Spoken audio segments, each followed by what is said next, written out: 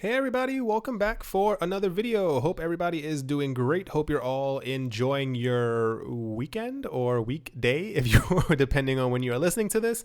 Once again, or rather still, all the coins are in red. I'm sure this is not major news to anyone, but there are a lot of people online who are kind of freaking out every single day about this, and I don't understand. I get the reason for the panic, but as I've said before, time and time again, this is a hard fork that has to happen. If this does not happen, Bitcoin will remain slow, and it'll also impede future developments on the system because there's no real world use or application for Bitcoin if you cannot spend it quickly, or if it's just not good or quick. I don't know how else to kind of say that, but yeah, there are. I don't know if it's just for attention or what the actual cause is. I've seen a tremendous number of YouTube channels, and even on like articles and stuff like that as well. People keep making their not screenshot, but the image that's shown before the video, or even like if they've written an article showing like people panicking, or like investors holding their heads with like a sea of red behind them and all this other stuff. And I'm not gonna name any names because I don't know these people, they don't know me, so I'm not gonna like downplay their channel because I don't know them. But people have to stop scaring other people. The entire reason the markets are sliding is because of fear. Everyone's afraid of a hard fork because they don't understand what the hard fork is for, what it is, or why it's necessary. If this doesn't happen, if this hard fork does not happen, Bitcoin is dead in the first place. Like, no one is using something that has 6 transactions per second. That's just never, ever going to be a thing. And people making YouTube videos about how horrible and scary it is, they're losing money. Are you losing money? Over and over and over. I saw, I'm sure I was going to say if you've used YouTube, clearly you have. On YouTube, if you've clicked on one video before, let's say, I clicked on I think a video from like Family Guy or something like that. In your suggested area, it'll start showing you things from this topic. So I click on obviously videos about things happening in the crypto world, and I clicked on one a couple weeks ago, so now my thing is just completely flooded with these things. But when I scroll through them, it's just people like with like sad faces or like with tears rolling down their face, and it's like, what's happening to me? What's happening to me and my family? And it's like, you have people following you on YouTube who are like trying to listen to you and gain information, and all you're doing is scaring them, especially if people don't know a lot about the market and aren't really keeping up with like the core of what's going on. These people are taking their $20, $30, $40, $50 and they're telling their friends, like, you also take out your money, and this is why the prices, are kind of going down. Sorry if I sound upset. It's just a bit frustrating. The same thing when I used to really be into trading stocks and bonds and stuff like that. It's kind of the same thing. All this fear happens and then people start panicking, but what people don't realize is that when this panic happens, these people who are feeding you the fear, they have enough money to rebuy your coins, and you're stuck there with nothing when prices do eventually go back up. I mean, I don't know how to make it in a nicer way. So at the moment, I think Bitcoin dipped below 2,000 for a couple minutes, and there were a whole bunch of new articles about that. And, are we about to see $1,000 Bitcoin? And people saying, they believe that Bitcoin will hit $200 again. Okay, like, it is what it is. Ethereum is currently at 182. There were more articles about that once it dipped under 200. It's bound to happen when you have all this fear. First of all, people are afraid of ICOs, and for some reason they think that other people's ICOs will somehow affect their Ether. That's not how it works. And now, because of all this fear and losing all this money, a few exchanges have started to come forward and say exactly what they're going to do should, or rather when a split happens, or when SegWit is activated, or if BIP 148 becomes active on the network. So because apparently I didn't even know this was a fear. A lot of people are afraid that their Bitcoin will kind of evaporate. I didn't know that was a scenario, and I don't think it actually is one. A lot of people were saying that if a split happens, logically what would happen is the exchange would stay with not the dominant one, but the one from the Bitcoin people. This is what is logical in my head, at least. They would stay with the real one, not the one that is being controlled by some other strong entity. They would stay with the normal core chain, But apparently a lot of people believe that because they don't trust exchanges, that on this date, do not believe any of what I'm about to say, guys. People believe that on this date that the exchanges will for some reason all fold into each other and kind of go, oh no, we lost all of our coins because Bitcoin had a hard fork. This is what I read somewhere else. Someone else said, I have taken all my coins out because on that date, when the shift happens, they're going to say that they've lost all their coins. And this way, the entire market will crumble and then I'll still have my coins and I'll be safe. I don't know who is telling, like, where are people getting this information from? Like, I just kind of don't understand anymore. But it's nice to see that the exchanges have kind of come forward and say, a lot of people, what I said before as well, when the Ethereum blockchain split, exchanges kind of just gave two coins. They gave you the original one and they started giving Ethereum Classic as well. And this is probably exactly what will happen until we figure out exactly what the main dominant chain is. But this is all just like smoke and mirrors. Like, this is something that was going to happen in the first place. And I think because there are so many new people who jumped onto the cryptocurrency train in the last couple of months because of all the price increases, these people are now, they've made their money and now they're completely panicking because they don't understand any of the technology. Not to say that I am a Bitcoin master. I mean, I give you guys what I know. I'm not, 1000% into it. Like, I'm not deep into the network.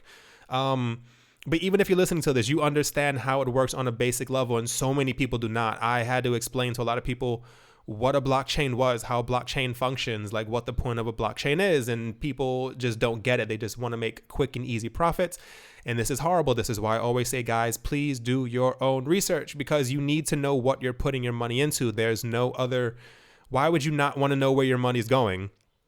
Don't just give $100 million to somebody because they're building an ICO and they're like, yeah, I can make you rich. That makes absolutely no sense.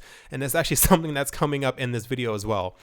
So apparently India is very close to taxing Bitcoin, which I think was bound to happen. There was a lot of rumors that it was going to be outright banned, which I said probably wasn't going to happen as well. It's only certain countries that are banning it, and these are kind of like corrupt countries in the first place because they usually have a dictator or have like a very strong hold on the money that they have in that country.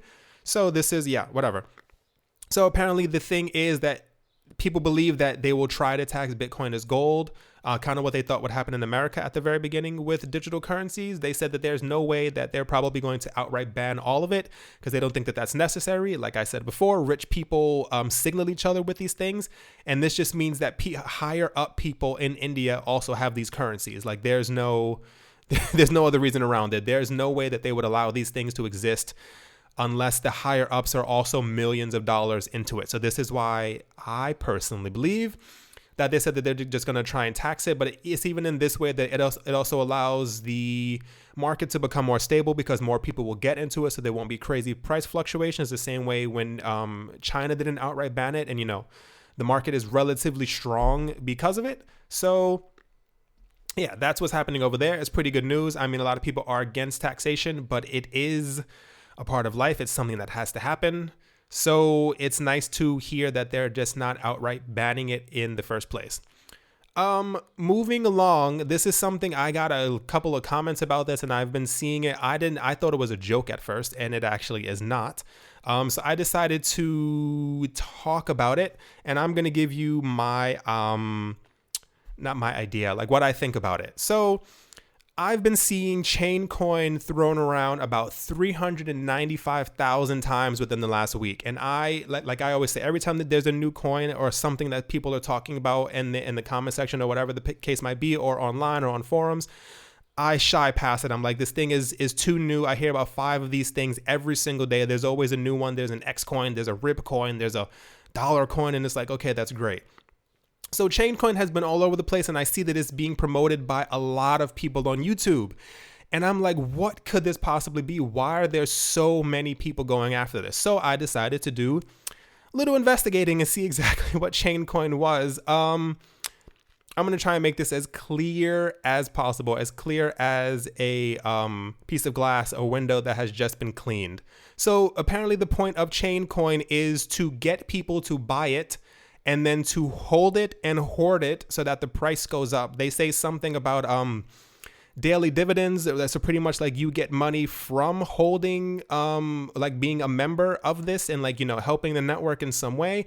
But the main point is that you get other people to buy this coin and then you kind of hold it and don't touch it, which is already a red flag. So I decided to go on their website, and I don't normally read exactly from people's websites, but I think, because I don't want, this is actually like, if this isn't a red flag to someone, I don't know what is. Since the entire, I think within the last 24 hours, the price of Chaincoin has actually dropped in half. I think it's like $2 right now from like $4.12. Don't quote me on that, but I remember seeing it at around like $2. So on the Chaincoin website, especially like on the Ethereum website, on the Bitcoin website, wherever you go to get your wallet and stuff like that, they'll have a section that says, what this coin is about, what we plan on doing, how we plan on doing it, why we're better than the other coin before us. And it's like, that's great. I love reading these pages because I love to see how innovative these people are with the things they come up with. Wow, this is great new technology. So if you go to chaincoin.org, there's a section called Core Objectives, and I quote, "Any feature, whether it be enhancement or major addition incorporated into the chain ecosystem, must adhere to one of the core objectives. This will ensure Chaincoin stays true to the vision of offering viable real-world solutions." Still continuing in this quote, "Decentralization. No middleman means no chance pollution from outside the blockchain. Onboarding. Ensuring it is always simple and easy to acquire Chaincoin." Okay. Spending. Withdraw cash from ATMs, spend with debit cards, or buy online, same as you can with your local bank. I don't know why that was put in there, as if you couldn't do this with every other coin. Control, still in the same quote, "Control. Chaincoin will be a feature-rich online bank wallet allowing you the highest control over your funds." At the bottom, they have community, and it says, "Digital currencies are strong as the community that supports them," end quote. This is what they have for their core objectives for the coin. This is the things that, these are the things that they want to achieve. Once again, open quote, right below that, it says, "Why Chaincoin? A chain is safe, a chain is secure, a chain is strong, a chain is made of many links the same way Chaincoin exists because of our community." That was exist, not exists.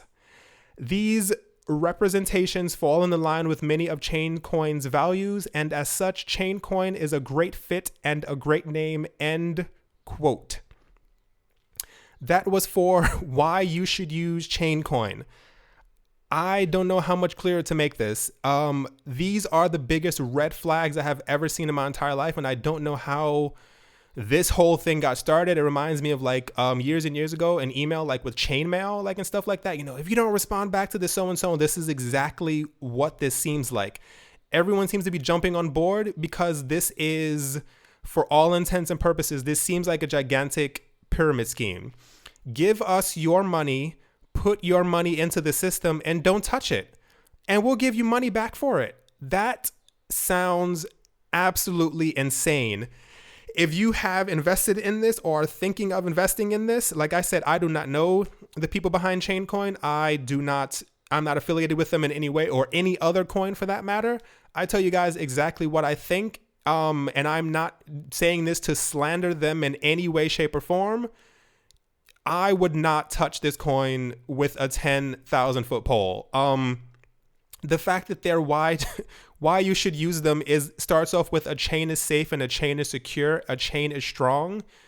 That is the craziest thing I think I've ever read in my entire life. As always, guys, please do your own research and read about these things, because it sounds interesting. Like, you see these things and you're kind of like, oh, wow, that could be pretty cool. And I saw so many YouTubers talking about it as well. And then I saw something about, you buy it and then you don't touch it and the price is going to go crazy. People were talking about the price of Chaincoin was going to hit $100. And it's like, you think that? You think that telling other people who listen to your voice online, who go to you for information, that telling them to buy this coin and not hold it? Because what's going to end up happening is, if the price does hit $100, there's going to be a huge amount of people who are going to have tons of Chaincoin and they're going to sell all of it.